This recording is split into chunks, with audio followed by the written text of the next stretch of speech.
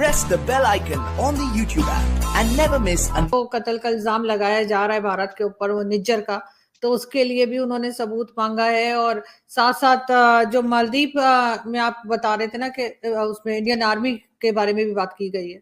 नहीं, उसमें देखें, वो कनाडा का तो मैंने बताया था, तो बैकफुट पे हैं वो, तो वैसे इन्होंने यहाँ खबर एक आई थी कि जब यहाँ से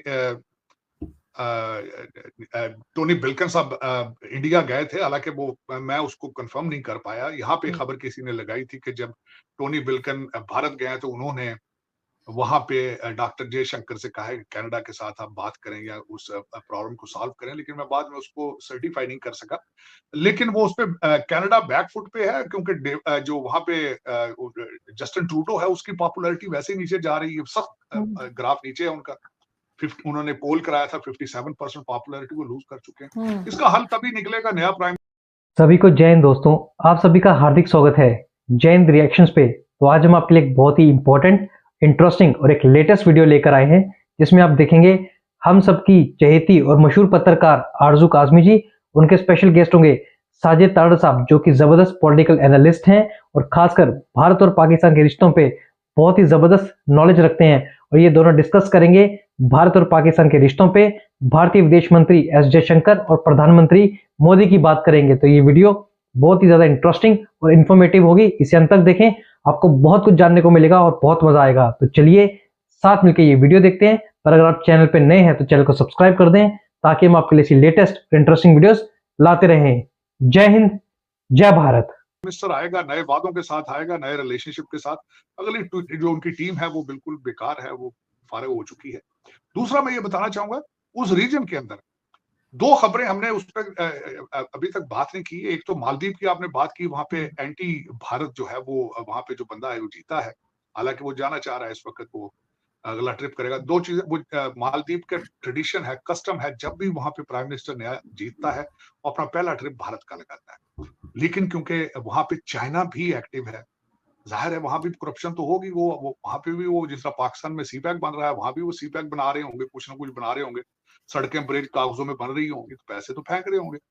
तो वहां पे जो चाइना का जो सपोर्टिंग बंदा था वो जीत चुका है इलेक्शन, और उसने सबसे पहले आते ही कहा है कि भारत की फौजें निकल जाएंगे। भारत के ज्यादातर फौजी नहीं है वहां पे, इतने ज्यादा नहीं है, लेकिन खबरों में आ चुका है कि वो कह रहे हैं वहां पे जो फौजी है, मैंने इसके बारे में डिटेल पढ़ा था वॉल स्ट्रीट में, कि उनका सिर्फ डिफेंस एडवाइजिंग, वहां पे उनको वो टीचर हैं, उनको जो उनको डिफेंस की ट्रेनिंग देते हैं, और बहुत कम है, 100-150 लोग हैं सारे भारतीय, और ज्यादातर ट्रेनिंग उनको देने के लिए आर्मी की। लेकिन उन्होंने एक अलामती ऐलान कर दिया है कि भारत को वहां से निकलना चाहिए।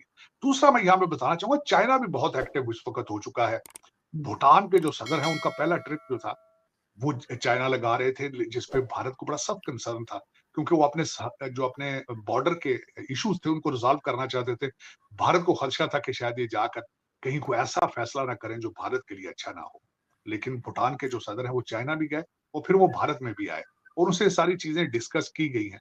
दूसरा यहाँ पे ये भी मेंशन करूंगा कि नेपाल के अंदर भी चाइना बहुत एक्टिव है। हालांकि नेपाल जो है लैंड लॉक कंट्री है, उसकी मजबूरी है भारत के साथ रिलेशनशिप रखना, क्योंकि फ्यूल सारा जो आता है भारत की तरफ से आता है। लेकिन वहां भी सियासत में वो बहुत पैसा लगाते हैं। चाइना के पास सिर्फ एक ही फन है, एक ही हुनर है उनके पास। चाइना के कल्चर में करप्शन है, और वो करप्ट सियासी लीडरों को अपने हाथ में करके उनको पैसे देते हैं, और फिर उनके मुल्क के गुर्दे लिखवा लेते हैं। इस तरह उन्होंने श्रीलंका के गुर्दे निकाल लिए थे। तो उसमें जी, मगर सर चाइना की आप बात कर रहे हैं, चाइना हर जगह एक्टिव है, तो सर पाकिस्तान में क्यों एक्टिव नहीं है? यहाँ पर उन्होंने जो है वो जो ट्रेड रूट है वो बंद कर दिया 4 महीने के लिए। वो कह रहे हैं 4 मंथ्स तक यहाँ पे कोई काम नहीं होगा, क्योंकि वो नाराज है पाकिस्तान से। ये बताया जा रहा है कि उनके बलूचिस्तान में जो मिनरल्स वगैरह हैं उसके लिए जो गल्फ कंट्रीज हैं उनमें पाकिस्तान इंटरेस्टेड है, उससे नाराज है, सिक्योरिटी को लेकर नाराज है कि जी हमारे बंदे मार देते हो। तो सर अब तो सभी को बंदे मारते हैं, चाइना इस वक्त जो आरजू हमारे पाकिस्तानी है ना, उनको अमेरिका और वेस्टर्न कंट्रीज वाले अच्छी प्राइस दे रहे हैं। तो वो हमारा तो भाव चलता है ना, जिस तरह जहां से अच्छा भाव लग जाए हमने वहां जाना होता है, जहां से आसानी से पैसे मिल जाए। इस वक्त जिस तरह आपकी मैडम ने फरमाया है, इकोनॉमिक मिनिस्टर ने, कि हमें मौका मिला तो हम दूसरा IMF का लोन भी लेंगे, तो मौका तो पहले ही, आपके बच्चे तो भूखे बैठे लंदन में, प्रॉपर्टियां वहां पे बहुत अभी बिकने वाली हैं, आपके तो मौका तो है, आप लें उसको, लेंगे ये। तो जब यहाँ IMF वाले देना बंद करेंगे तो फिर ये सीपैक खोल लेंगे, फिर वहां से डॉलर लेंगे। तो हमारा नाराजगी इतनी है पैसों की हद तक है। हमारी कोई नाराजगी कौन सी फंडामेंटल है, हमारी कौन सी किसी इशू के ऊपर नाराजगी, हमारी नाराजगी तो डॉलरों पे है। क्योंकि देखे ना डॉलर, मैंने आपको शायद बताया नहीं है, शब्बर जैदी साहब ने अगले दिन अपना एक, मैंने उनका ब्लॉग सुना, उन्होंने कहा पाकिस्तानियों का $200 बिलियन पड़ा है फॉरेन एसेट्स के शक्ल में, और सबसे ज्यादा पैसा जो है दुबई में। इस वक्त भारत के जो लोग हैं वो नंबर 1 है दुबई में प्रॉपर्टी खरीदने में, और मेरे वतन अजीज को बेच के बेचने वालों का नंबर 2 है, और तीसरा नंबर आप सुन के हैरान हो जाएंगे, अफगानिस्तान का, दुबई में प्रॉपर्टी। तो उसमें आरजू ये आपके यहाँ जो एक टोटल 76 साल से मेरे जो रूलिंग एलीट है, डुअल सिटीजन, ये सीख चुके हैं गेम। वर्ल्ड बैंक से लोन लेना, IMF से लोन लेना, ये डॉलर पाकिस्तान नहीं आते, ये वही बैंकों से बैंक वही चले जाते हैं। आप पे क्या होता है, आपका फिर और महंगा किया जाता है, क्योंकि किस्तें आपने देनी होती है। आप 25 करोड़ लोग किस्तें देने के लिए रखे हैं उन्होंने, लोन बाहर से बाहर, और देखिए उसमें फायदा किसका है, IMF का, क्योंकि लोन IMF का पैसा अमेरिका से बाहर निकलते ही नहीं, वो वही बैंकों में ट्रांसफर हो जाता है। वो IMF से निकला सिटी बैंक चला जाता है। इसी तरीके से वर्ल्ड बैंक का पैसा वर्ल्ड बैंक से निकलता है, यहीं पे बैंक ऑफ अमेरिका में चला जाता है। तो वो तो फायदे में है, गुर्दे आपके दे देते हैं वो आप देखे ना, 42% गुर्दे तो आपके है ना, गुर्दे 42% महंगाई अगर देखी जाए वो बिल्कुल इसी तरह है कि गुर्दे लिखवा लिए इन्होंने। वो 42% क्यों है, IMF की किस्तें आपने देनी, दें अब आप। मगर सर आपकी बात से मुझे फिर जो है वो आपके हमारे सभी के बड़े फेवरेट जावेद मियादाद की बात याद आ गई। उनका एक क्लिप और वायरल हुआ है जिसमें वो कह रहे हैं कि हिंदुस्तान से पाकिस्तान अमीर है, और उसके बाद वो क्या डेफिनेशन बता रहे हैं कि क्योंकि हमारी आबादी कम है, उनकी आबादी ज्यादा है, और कुछ इस किस्म का करके। तो मैंने कहा यकीनन ये उनको दाऊद इब्राहिम जो जिनको इंडिया वाले ढूंढते रहते हैं सारे मोहल्ले में, उनके समधी है मियादाद साहब के, उन्हीं ने समझाया होगा, क्योंकि वो चीज भी समझ नहीं आई कि पाकिस्तान हर हाल में जो है वो इंडिया से आगे। ये बात हमारे लोगों के दिमाग से नहीं निकलती। नहीं, मैं थोड़ा बहुत उनसे एग्री करूंगा आरज़ू, वो मुझसे वो पूछे, वो इस तरीके से कि आप गरीब मुल्क नहीं है, आप करप्ट मुल्क है। अब उसमें उस स्पोर्टिंग आर्गुमेंट में ये कहना चाहूंगा कि आबादी के लिहाज से दुबई में आप लूट के प्रॉपर्टियां लेने में दूसरे नंबर है भारत से, बहुत बड़ा नंबर है, आपकी बहुत अचीवमेंट है। दूसरा, मैंने खुद अपनी आंखों से ये रिसर्च करके पढ़ा था कि स्विस बैंकों में आपका पैसा करप्शन का ज्यादा पड़ा है भारतीय मिजाज लोगों से, तो फिर आप अमीर हुए। तीसरी बात बताना चाहूंगा मैं आप कि आपके सिर्फ 5,000 लोग हैं जिनके पास सारा पैसा, बाकी कौम तो मर रही है, भूखे मर रही है बाकी सारी। बिल्कुल। तो वो 5,000 लोगों को देखे तो सही ना, किस तरीके वो कितने अमीर हैं। भारत के अंदर तो सिर्फ 2-4 ही लोग हैं ना, अडानी अंबानी है, और यहाँ पे तो ईंट पकड़ो तो नीचे से अडानी अंबानी निकल आता है, इतनी करप्शन है। मुझे ये बताएं, बाजवा साहब के रिश्तेदार 12 करप्शन करके नहीं बने, पर वो अडानी अंबानी करप्शन करके नहीं बने, उन्होंने कुछ काम भी किया है, ये तो सिर्फ करप्शन है। वो तो फिर देखे ना, उनके जज जर्नल तो भारत में ही रहते हैं ना, रिटायर होने के बाद वो उनका कौन से लंदन चले जाते हैं। मैं तो वैसे बात ये कर रहा हूं कि आप इतने गरीब मुल्क नहीं है। आप जरा नोट करें, आंखें बंद करके देखें कि आप कब से, मैं अब एक और मिसाल देना चाहूंगा, सबसे बड़ी मिसाल, आप इसके बाद फैसला आप खुद कीजिएगा। आपका जो पहला डेलीगेशन अमेरिका आया था, पहला डेलीगेशन, अभी कायदे आजम जिंदा थे, मोहम्मद अली जिन्ना साहब जिंदा थे, उसने आते ही $2 बिलियन का लोन मांगा, 2 बिलियन।